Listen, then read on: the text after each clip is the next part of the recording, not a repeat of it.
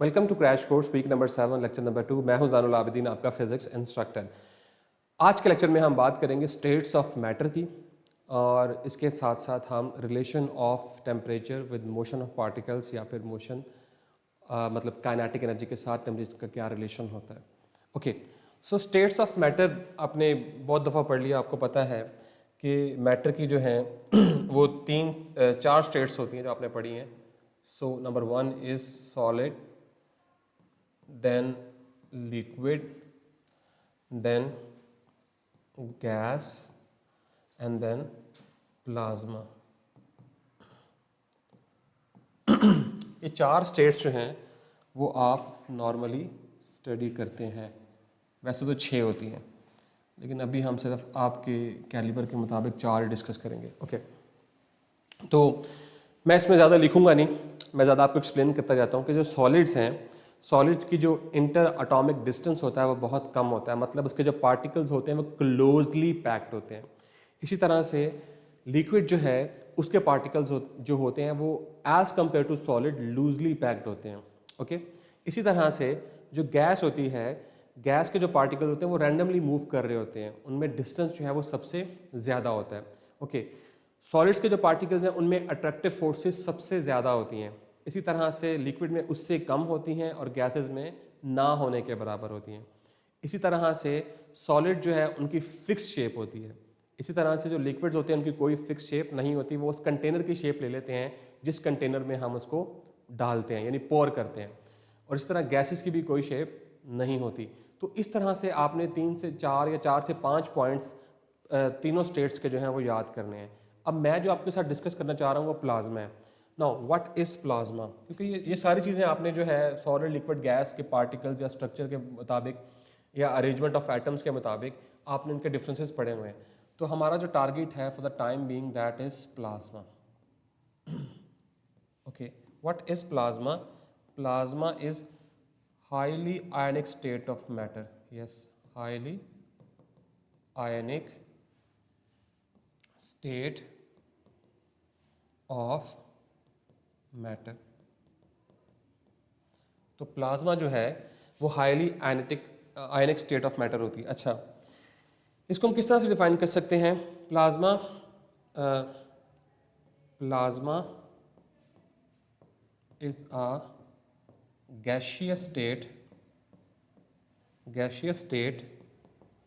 which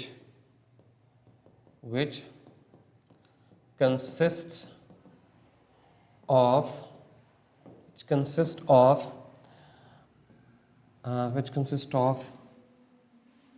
positive ions,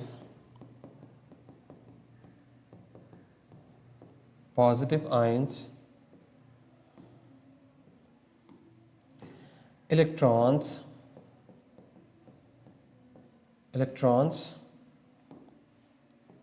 and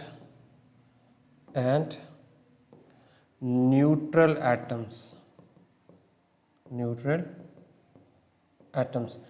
तो plasma एक highly ionic state of matter है और ये गैशियस फॉर्म में होता है और ये कंसिस्ट करता है, पॉजिटिव आयंस होते हैं इसके अंदर, इलेक्ट्रॉन्स होते हैं और न्यूट्रल एटम्स होते हैं। तो इस अमेलगम को हम क्या कहते हैं? प्लाज्मा।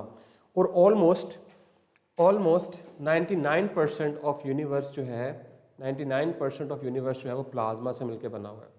फाइन, तो प्लाज्मा जो है हम कैसे क्रिएट कर सकते हैं कि अगर हम किसी भी गैस को हाई इलेक्ट्रिक फील्ड और मैग्नेटिक फील्ड वाले रीजन में रखें तो वो गैस क्या हो जाएगी? प्लाज्मा बन जाएगी।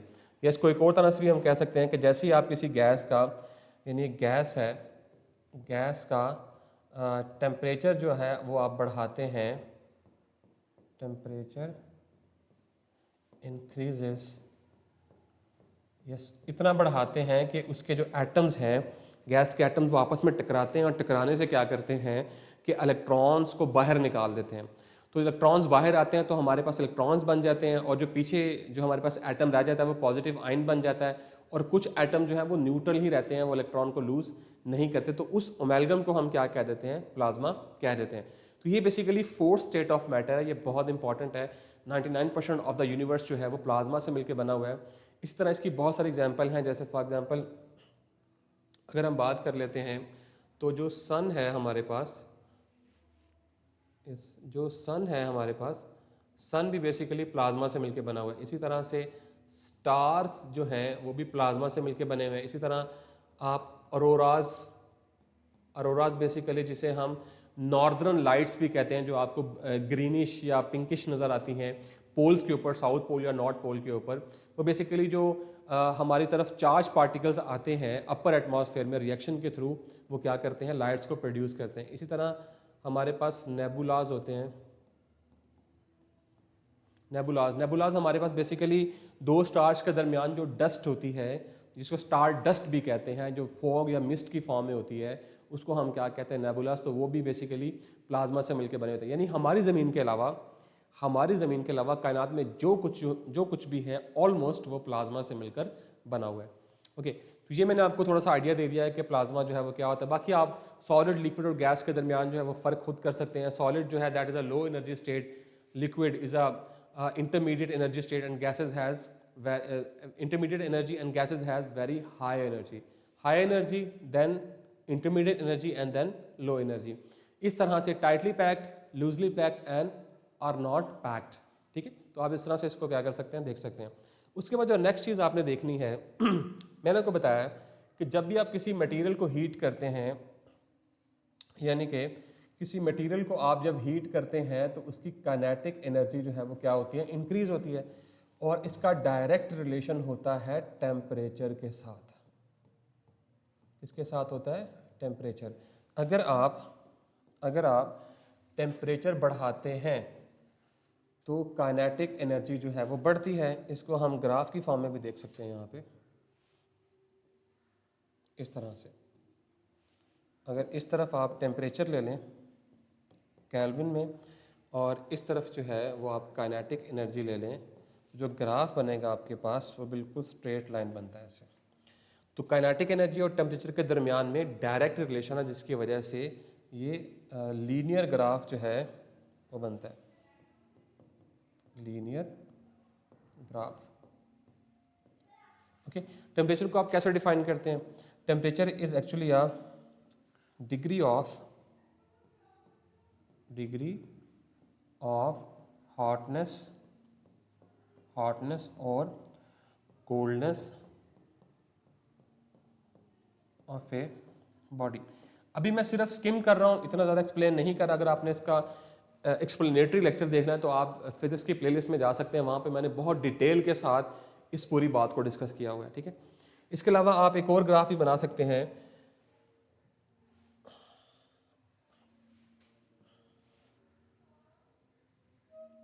कुछ इस तरह से।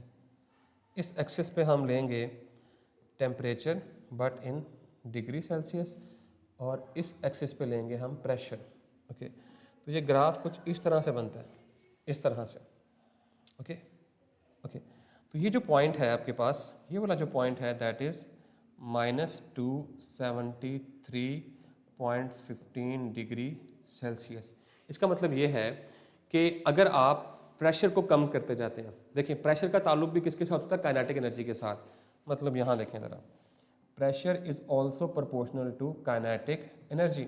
अगर आप प्रेशर को कम करते जाएंगे तो काइनेटिक एनर्जी भी क्या होती जाएगी, कम होती जाएगी।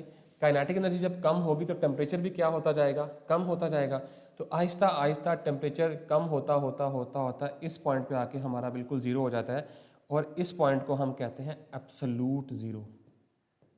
Yes, absolute zero.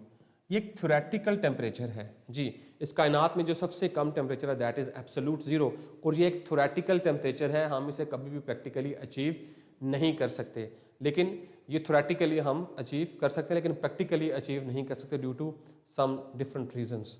ठीक है, एब्सोल्यूट ज़ीरो क्या होता है? यानी एब्सोल्यूट ज़ीरो ये होता है कि -273.15 डिग्री सेल्सियस स्केल पे बात की जाए, और इसी एब्सोल्यूट ज़ीरो को हम ज़ीरो केल्विन भी कहते हैं। तो केल्विन स्केल के ऊपर ये टेम्परेचर 0 केल्विन होता है, आपने याद रखना है। और सेल्सियस स्केल के ऊपर ये -273.15 डिग्री सेल्सियस होता है। ओके, और इस एब्सोल्यूट जो हमारे पास टेम्परेचर है 0, इसके ऊपर kinetic energy is very minimum. Kinetic energy जो है इज मिनिमम, बहुत कम होती है, जिसे हम 0 पॉइंट एनर्जी कहते हैं, ना होने के बराबर। ठीक है, ओके। तो ये मैंने कुछ बातें डिस्कस कर ली आपके साथ कि काइनेटिक एनर्जी और प्रेशर और एब्सोल्यूट जीरो टेम्परेचर जो है वो क्या होता है। क्योंकि आपने देखा कि जब टेम्परेचर बिल्कुल जीरो की तरफ अप्रोच करेगा तो हमारी काइनेटिक एनर्जी भी क्या होती जाएगी, कम होती जाएगी। तो आई होप सो कि आपने चीज़ों को अंडरस्टैंड किया होगा कि किस तरह से मोशन ऑफ पार्टिकल्स, अगर बात की जाए ना काइनेटिक एनर्जी की, तो काइनेटिक एनर्जी को हम इसी तरह से डिफाइन करते हैं, so that is the motion of particles. Motion of particles, kinetic energy भी कह सकते हैं इसको और मोशन ऑफ पार्टिकल्स भी कह सकते हैं, ताकि आप कंफ्यूज ना हो। ये दोनों जो है वो टेम्परेचर के ऊपर डिपेंड करते हैं, क्योंकि we know that kinetic energy is equals to 1/2 mv²। This v² is has to do with motion of particles. ठीक है, ओके। अब हम चलते हैं अपनी स्लाइड्स की तरफ। Okay,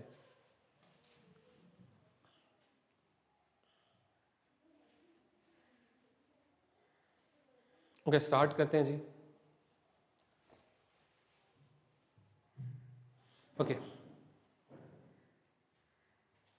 yes, what is the primary reason for the existence of matter in 3 fundamental states.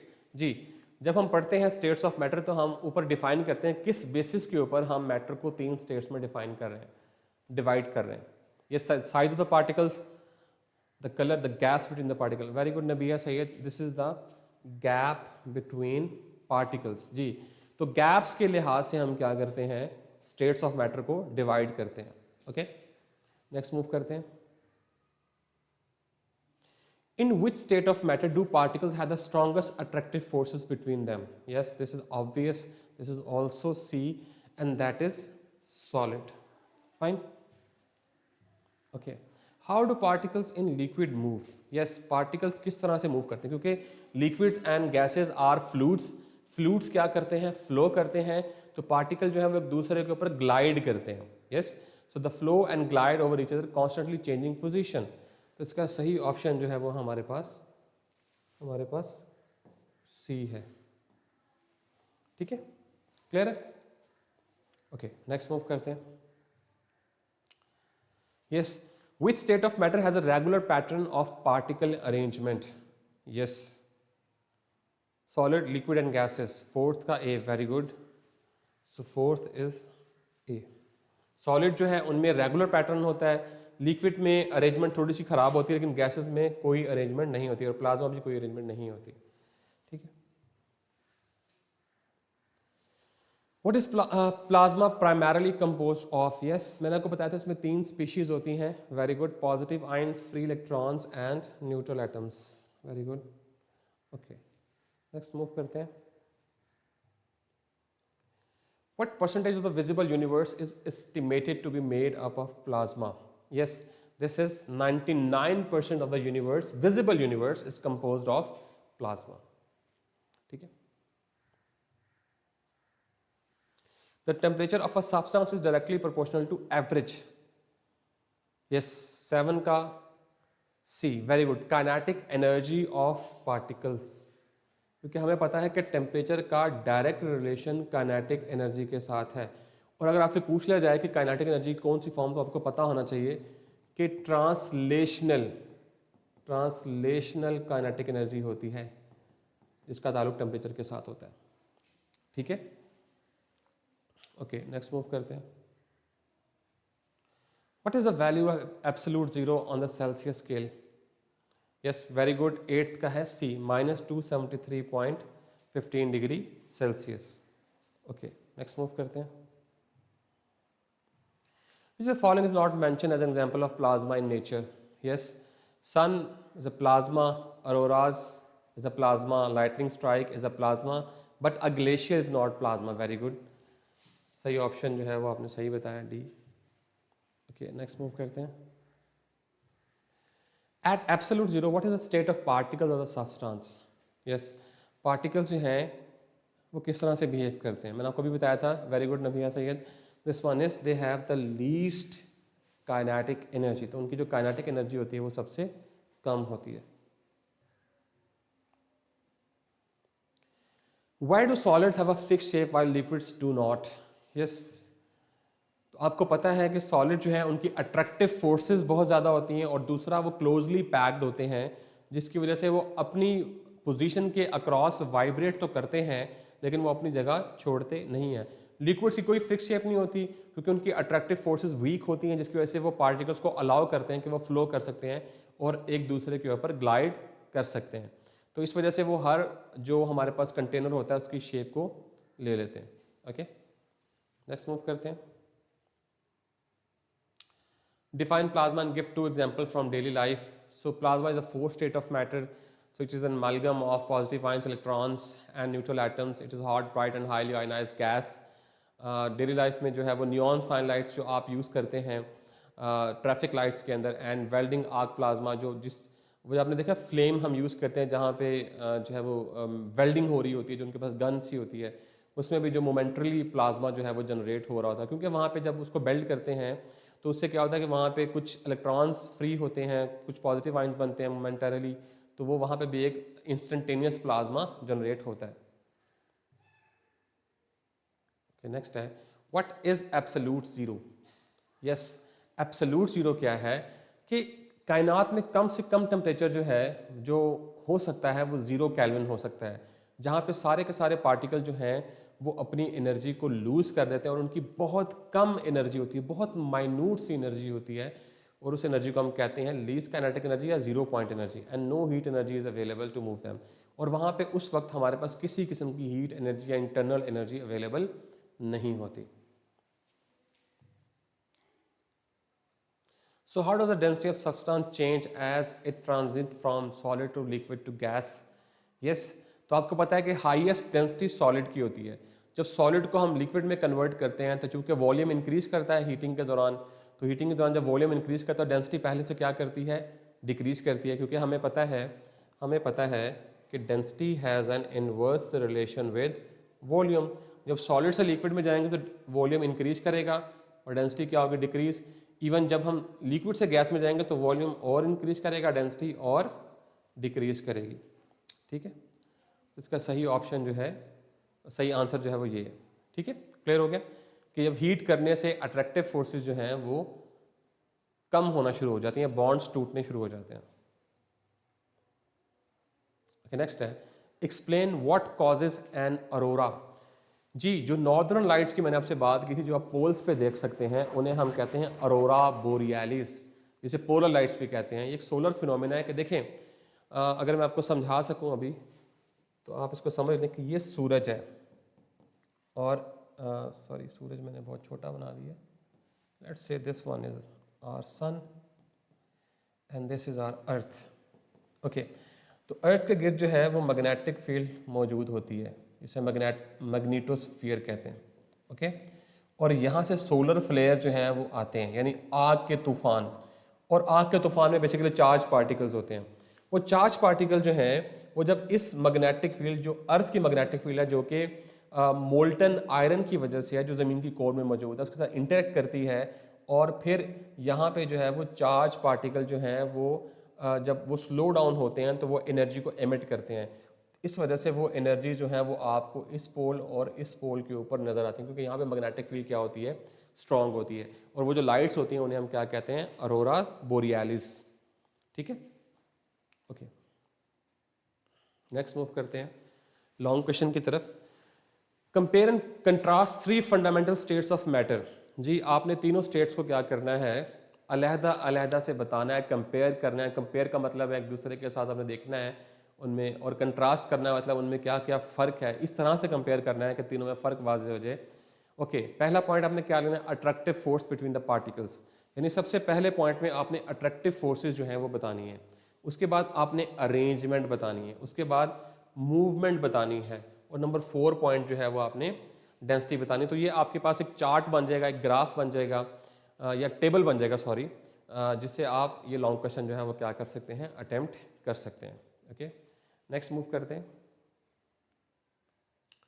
Describe the relationship between the motion of particles, temperature and kinetic energy. तो मैंने आपको बताया कि आपने बताना है कि रिलेशनशिप क्या होता है टेम्परेचर एंड काइनेटिक एनर्जी में, और इसको यूज़ करके आपने, जैसे मैंने ग्राफ बना के आपको दिखाया था, किस तरह से जब प्रेशर कम होता है तो काइनेटिक एनर्जी कम होती है, काइनेटिक एनर्जी कम होती है तो टेम्परेचर क्या होता है, और कम होता है, और इस तरह आहिस्ता आहिस्ता हम एब्सोल्यूट ज़ीरो को अप्रोच कर लेते हैं। तो इस तरह से आपने अपना आंसर जो है वो आर्टिकुलेट करना है। तो ये था आज का हमारा lecture. This is all from my side, this is Zainul Abideen signing of.